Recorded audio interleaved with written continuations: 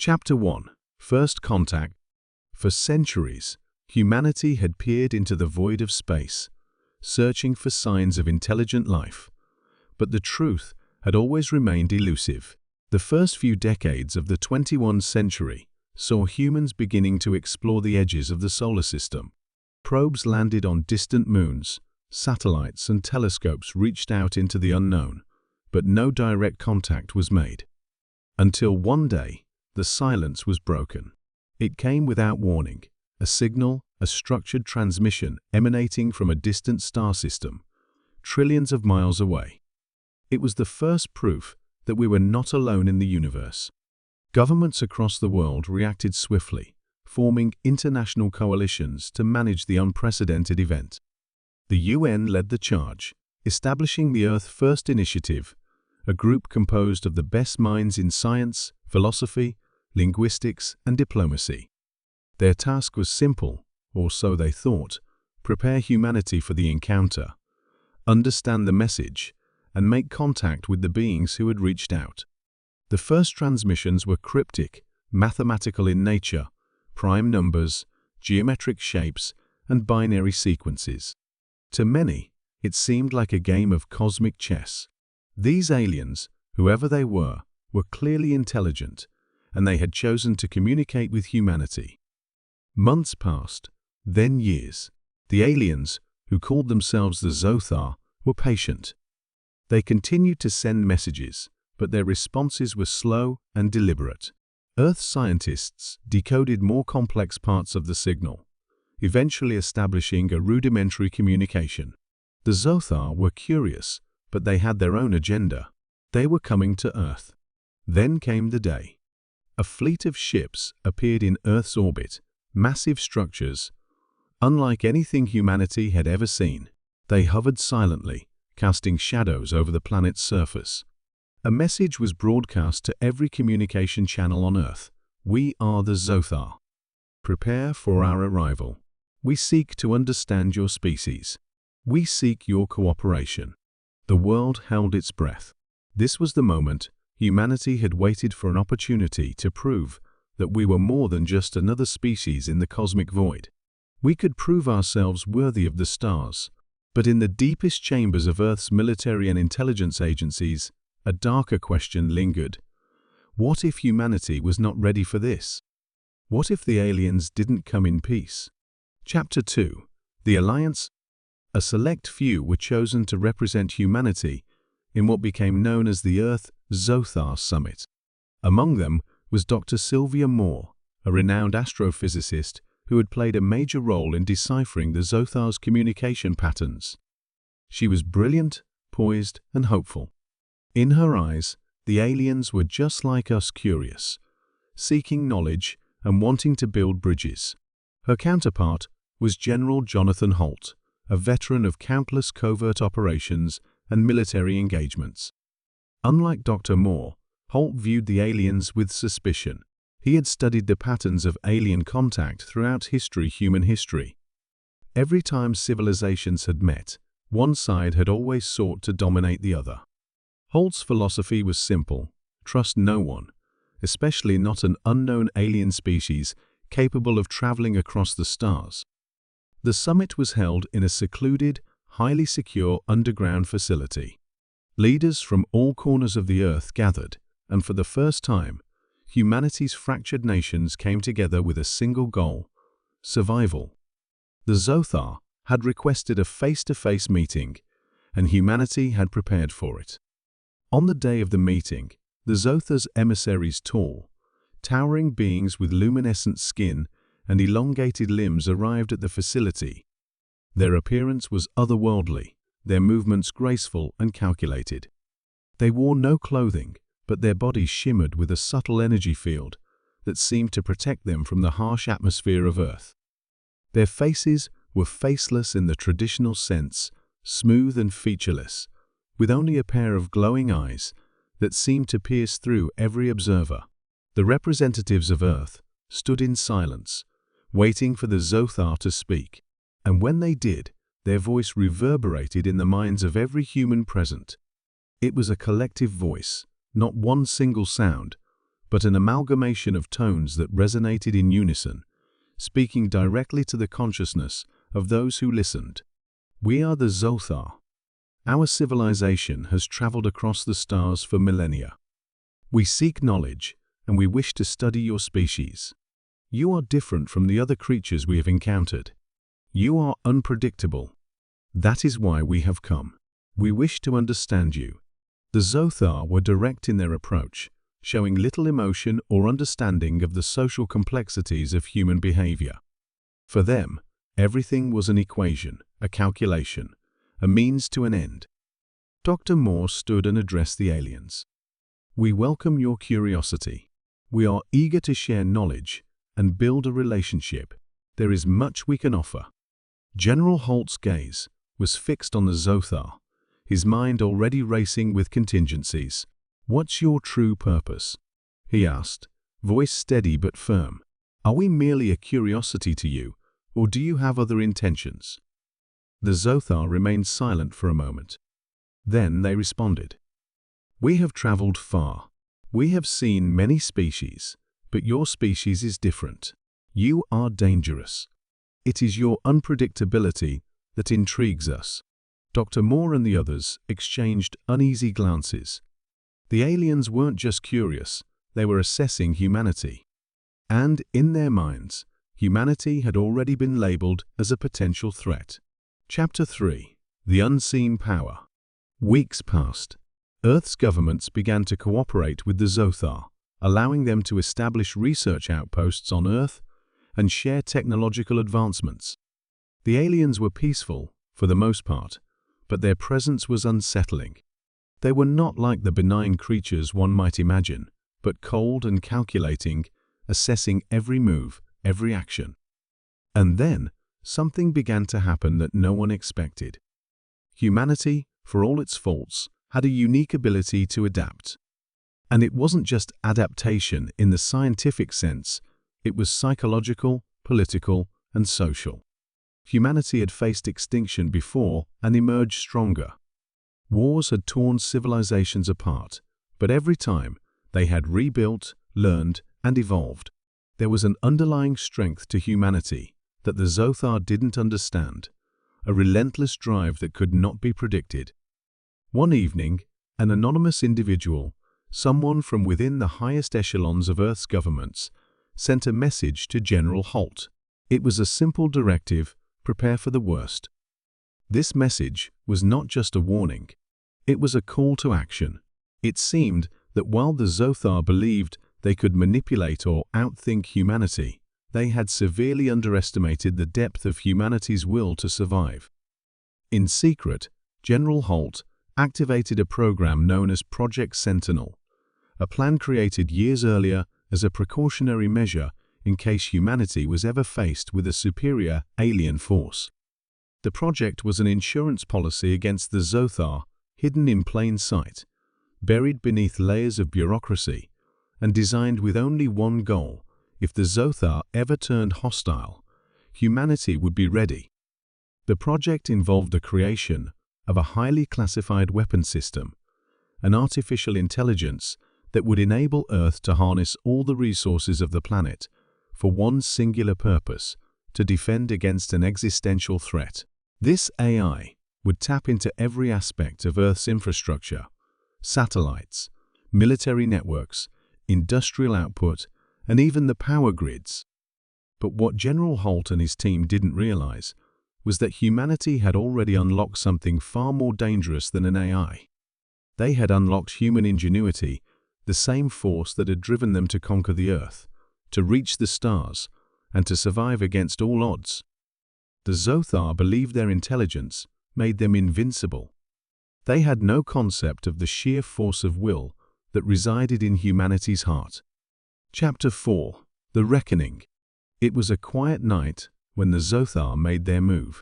The sudden shift in their behavior was subtle at first: an increased military presence near their outposts, cryptic communications between their leaders, and strange, erratic movements that suggested they were preparing for something. General Holt had anticipated this. He had prepared for it. In a matter of hours, the skies above Earth darkened as thousands of automated defense drones created by the Sentinel AI launched from their hidden facilities across the planet. These drones were equipped with advanced weaponry, capable of disabling alien technology and protecting humanity from a potential attack. The Zothar, once the hunters, now found themselves on the defensive as Earth's weapons systems, previously dormant, activated with terrifying precision. But it was not just the machines that surprised the Zothar, it was the humans themselves. Across the globe, ordinary people began to fight back. They had been waiting, prepared for the day when they would be forced to defend their homes. Human resistance movements, once scattered and disorganized, now operated with the coordination and resolve of a species that knew it could not afford to lose. The Zothar attempted to engage, but their technology, once thought to be invulnerable, faced unexpected interference from humanity's own ingenuity. The AI-controlled systems, designed to protect the Earth, adapted faster than the aliens could comprehend. Humanity was no longer just the weakest link in the galaxy, it had become the most unpredictable, the most dangerous. Chapter 5. The Final Confrontation. As Earth's defenses overwhelmed the Zothar forces, the final confrontation came. The Zothar emissaries, now trapped within their own ships, attempted one last desperate plea for peace.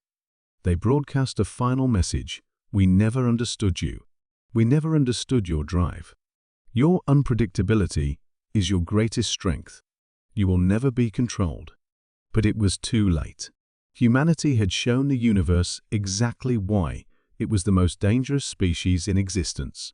It was not because of technology, or weapons, or even sheer numbers. It was because humanity had something the Zothar could never replicate: an indomitable spirit. A will to survive, no matter the odds.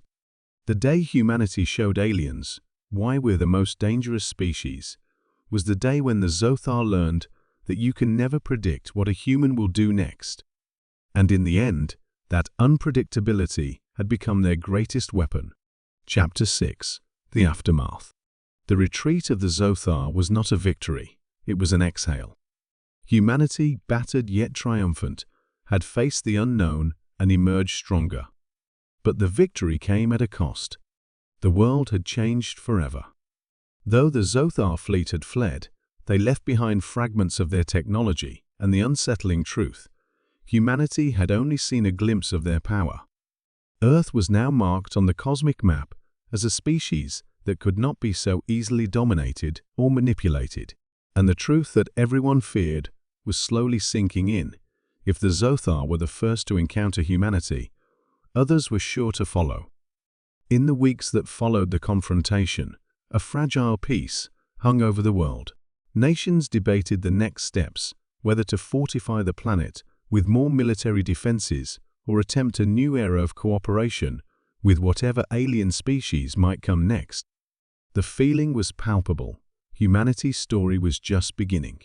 General Holt stood at the helm of Earth's new defense initiative, known as Project Phoenix.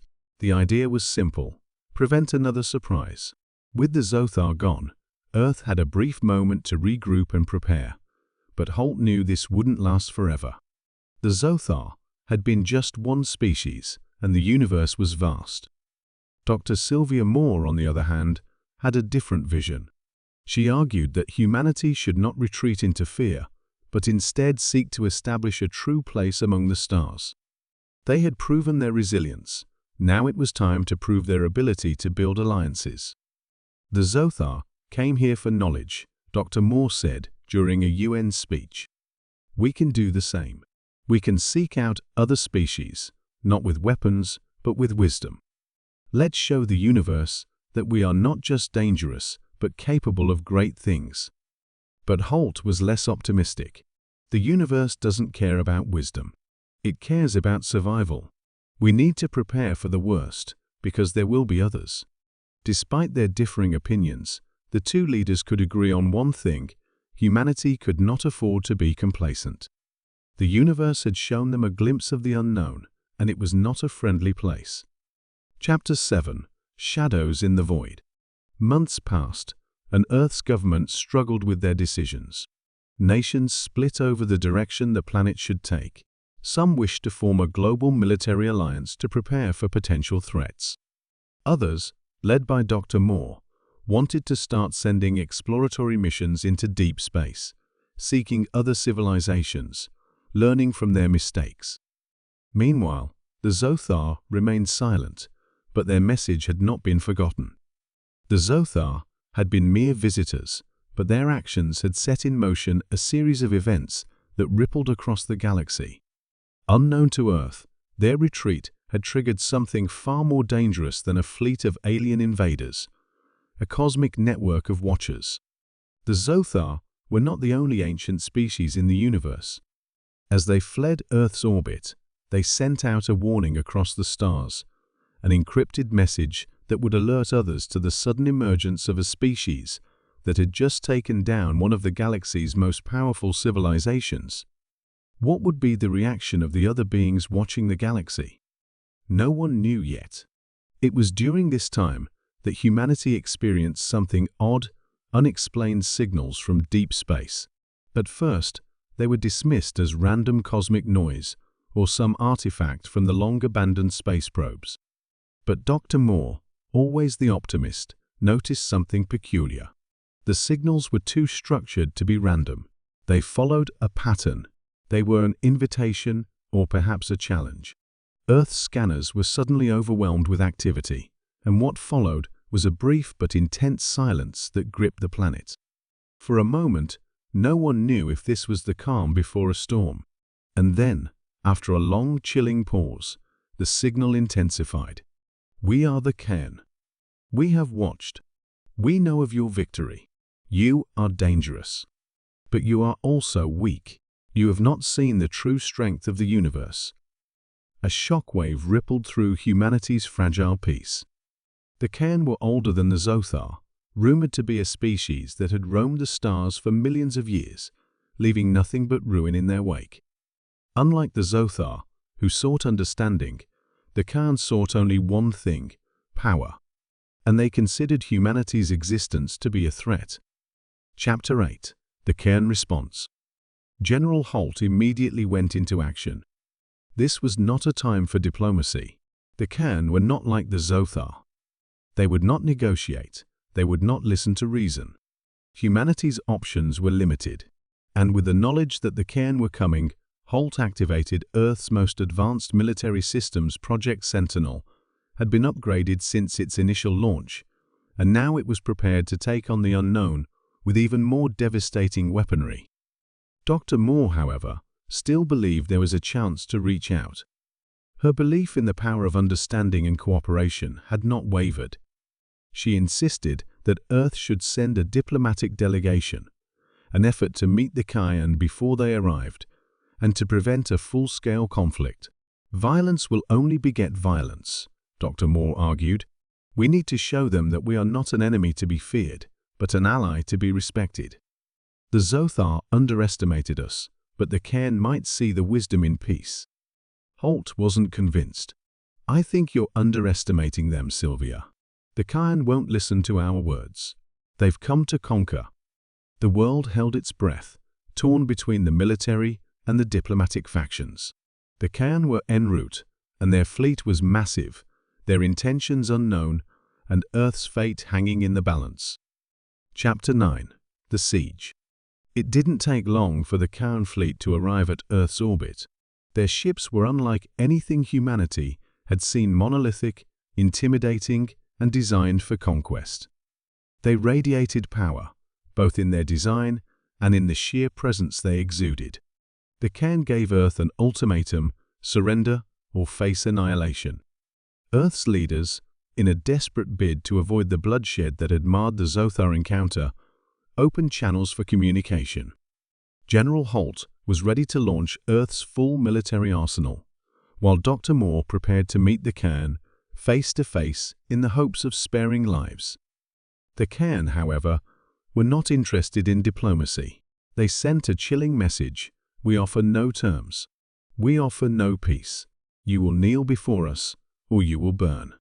Humanity's defenses, built in secrecy and designed with cold precision, immediately sprang to life.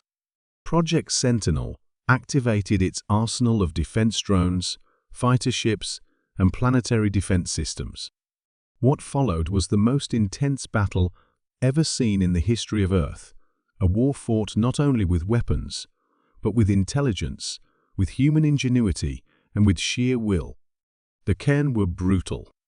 Their fleet was overwhelming, capable of unleashing hellfire from the very heavens. But humanity, always underestimated, fought back with everything it had. The battle was not just physical, it was psychological. Humans fought with the determination of a species that had survived extinction time and time again. Chapter 10. The Final Stand. As Earth's defenses strained under the weight of the Cairn's attack, Dr. Moore and a small delegation of diplomats made one final attempt to speak with the Cairn. They knew the risk if they failed. It would be the end of Earth's last hope for peace. But Moore's voice, steady and resolute, broadcasted across the Cairn fleet's communications channels. "We are not your enemies," Dr. Moore said. "We are a young species, but we are strong. We are not a threat to you, but we will fight for our survival." The Cairn's response was cold, but it was something unexpected: silence. For a few brief moments, the battle paused. It was as if the Cairn were assessing humanity, recalculating their next move. In that silence, humanity did what it did best: adapt.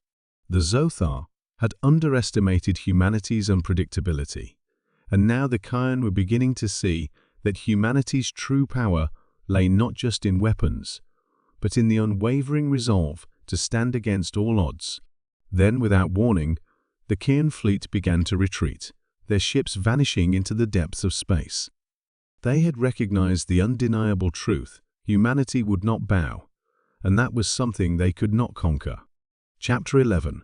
The Price of Victory. Though the Cairn had retreated, the aftermath of their attempted invasion left deep scars across Earth. The battle had been brutal, and many lives had been lost. The destruction caused by their weapons was staggering. Cities had been leveled, military installations obliterated, and entire regions of the planet had been ravaged by the Cairn's relentless assault. In the wake of the invasion, the world was divided. While many celebrated the retreat of the Cairn as a victory, others mourned a tremendous cost. Entire nations had been brought to their knees. Rebuilding efforts were underway, but the scars of the conflict would last for generations. Dr. Sylvia Moore, ever the optimist, believed the recovery could be a turning point. "We've proven ourselves," she said in a televised address, "but the price we paid shows that peace cannot be taken for granted. It must be earned, and we must continue to build alliances in the galaxy, not just for our survival, but for the survival of all." Her words rang out across the globe, offering a sense of hope, but also a sobering reminder of the stakes involved. General Holt, however, was less convinced. While the Cairn had been driven back, he knew that the victory was temporary. The galaxy had no shortage of predatory species, and now that Earth had become known as a world that could fight back, it would inevitably attract more attention from dangerous civilizations. "The universe has seen our strength," Holt said in a strategy meeting with world leaders, "but it has also seen our vulnerability. The Cairn will return, and others will follow. We can't afford another conflict like this." The world was at a crossroads. Humanity had proven its resilience, but now the question was whether Earth could build a lasting peace, or if it would be doomed to a cycle of perpetual conflict with the alien species that now considered it a target. Chapter 12. The Silent Watchers. While Earth's leaders were embroiled in political struggles and military preparations, an even more mysterious presence loomed in the darkness of space. Hidden among the stars, watching, were the Silent Watchers, a race of ancient beings that had transcended physical form and now existed only as energy patterns in the cosmos. They had no interest in conquest, no need for resources or power. Their existence was beyond comprehension for even the most advanced minds of Earth, but their influence had been felt for millennia. The Silent Watchers had observed the rise and fall of countless civilizations, and now they were watching Earth. For thousands of years, the Silent Watchers had remained aloof, taking no direct action in the affairs of mortal species. But humanity's response to the Zothar and Kayan had caught their attention. Earth's fierce defense against both alien races was not merely an act of survival, it was a profound demonstration of potential. The Watchers saw something in humanity that they had not seen in any other species, an ability to rise, again and again, against overwhelming odds, a raw and untamed energy that could not be predicted or controlled. The Watchers were intrigued by this unpredictability, and in a rare moment of intervention, they decided to communicate with humanity. Through a series of cryptic messages transmitted across deep space, they revealed their presence. "You are a species unlike any we have encountered," the message began.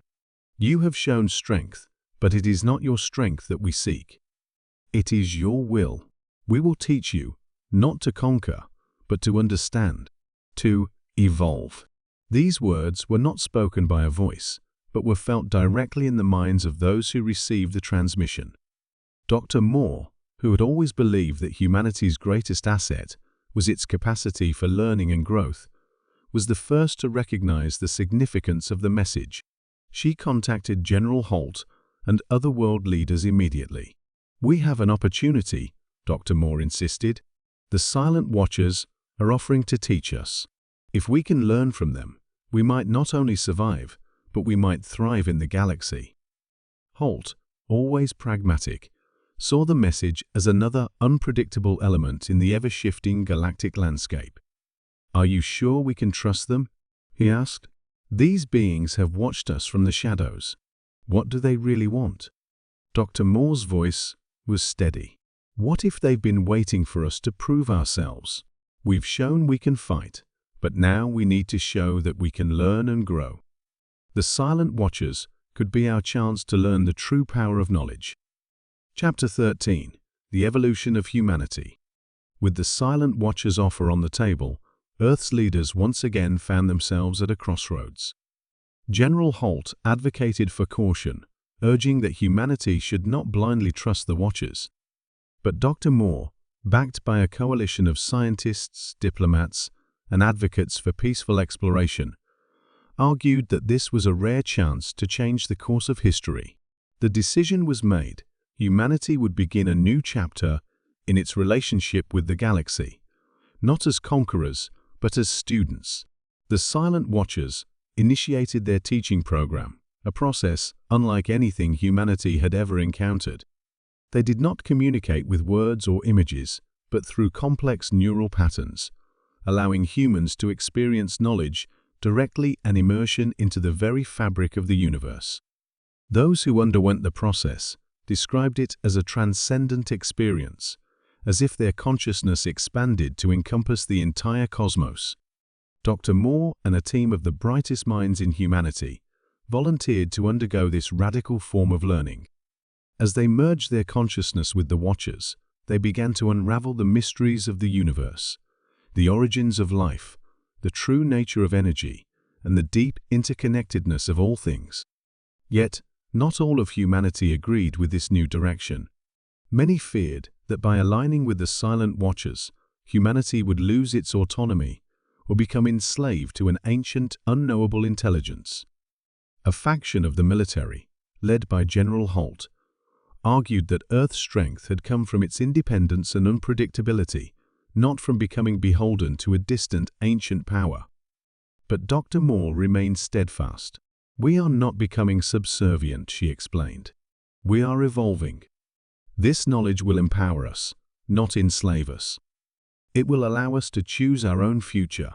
In the coming months, Earth's scientific and military capabilities grew at an unprecedented rate. The knowledge bestowed upon humanity by the Silent Watchers unlocked new forms of energy, faster than light travel, and a deeper understanding of the universe's fundamental laws. Earth was no longer a young species, it had become a force of evolution itself. Chapter 14. The Cosmic Revelation.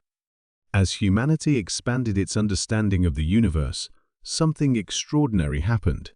The knowledge imparted by the Silent Watchers unlocked the door to a deeper truth, a truth that had been hidden from all civilizations in the galaxy. The Watchers revealed the existence of the Elder Core, an ancient network of sentient beings that existed across dimensions, connecting all life in the universe. The Elder Core was not a single entity, but a vast consciousness, a web of interconnected minds that had shaped the development of all intelligent life across the cosmos. For eons, the Elder Core had remained hidden, observing and guiding civilizations without interference. It had allowed the Zothar, the Kayan, and even the Silent Watchers to develop independently without direct intervention. But now, the time had come for humanity to join this cosmic web. The revelation was staggering. Humanity was not merely a species among many. It was a chosen species, destined to play a pivotal role in the future of the universe. The Elder Core had seen the potential in humanity long before the Zothar or the Kayan ever did. It had been waiting for Earth to unlock its full potential. But with this revelation came a new responsibility. The Elder Core was not a force to be controlled, but one to be respected. Its influence would not be wielded by any single civilization. Humanity, now empowered with this knowledge, had to decide how to use its newfound position in the galaxy. Would they choose to remain independent, or would they seek to join the Elder Core, becoming a part of the vast cosmic consciousness? Chapter 15: A New Dawn. The question of humanity's future was no longer about mere survival. It was about evolution, transcendence, and the legacy Earth would leave in the galaxy. Dr. Moore and General Holt, once polar opposites, now found themselves united in a common goal to shape a future where humanity would not just survive, but lead.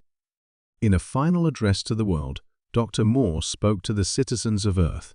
The universe has watched us, and we have proven that we are a force to be reckoned with. But we are not here to dominate. We are here to evolve. We will join the Elder Core, not as subordinates, but as equals. We will teach the universe what it means to be human, and in return, we will learn from the universe itself. General Holt, standing by her side, added, "We will not forget what made us strong. Our will to survive, to adapt, and to fight when the odds are against us. But now, we fight for something greater. We fight for knowledge, for unity, and for the future of the galaxy." Humanity had done it.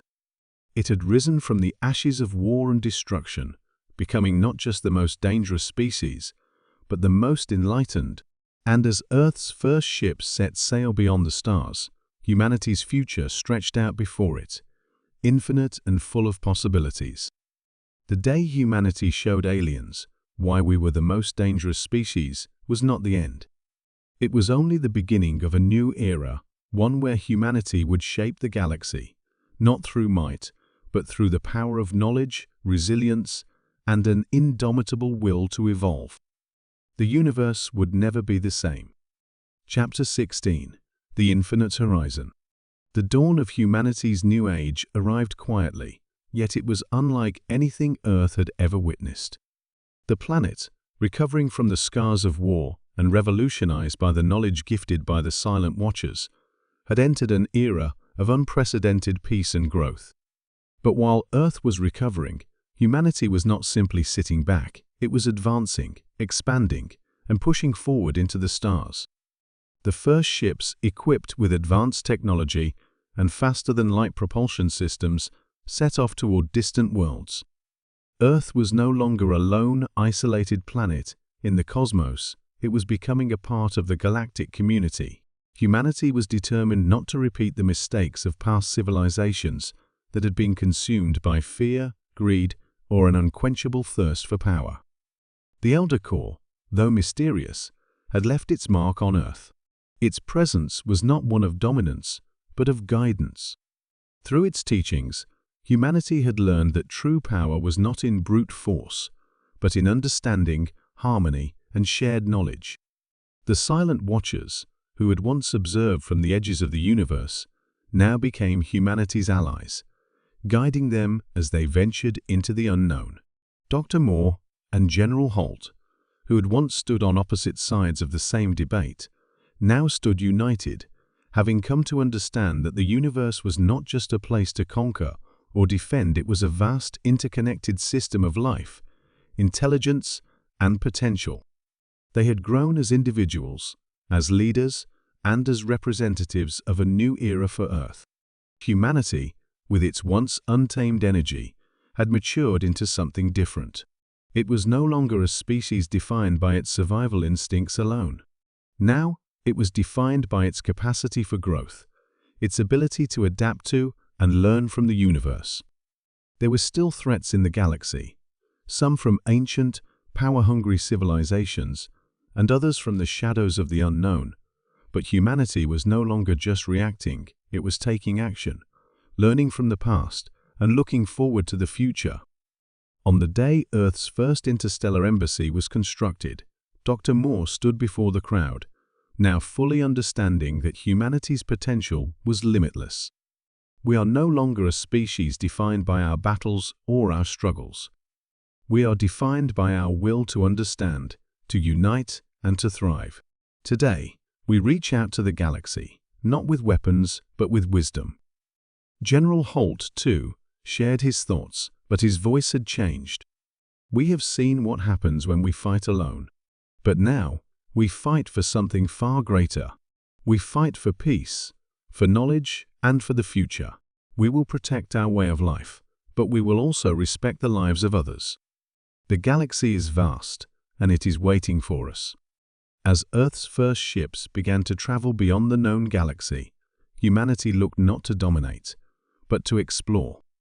They had tasted the power of knowledge, the strength of unity, and the resolve that had defined them in the face of adversity.